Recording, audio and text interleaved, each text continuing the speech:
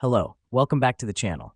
Today we're diving straight into how to create a content approval workflow in Monday.com, your complete guide for 2025. Let's kick things off by opening Monday.com and navigating to the Workflows section. This is where you'll be creating and managing your content approval processes. Now, why do we do this?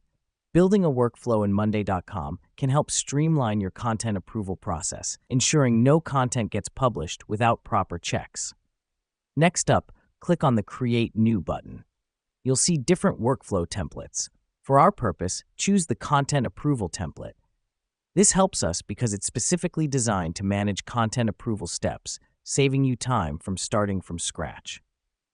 Once you've selected the template, start customizing it to fit your needs.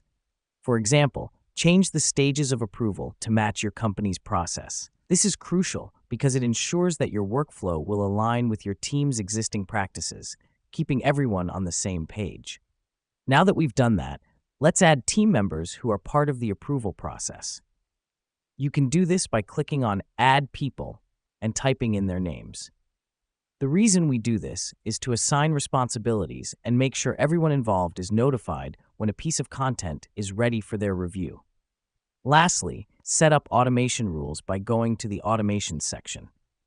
Here, you can set triggers, such as sending a notification when a piece of content is approved. This is significant because it keeps everyone informed in real time, speeding up the approval process.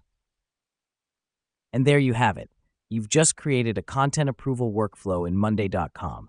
Remember, the goal here is to make your content approval process more efficient and transparent.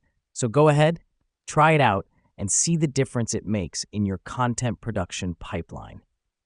Thank you for tuning in, and see you in the next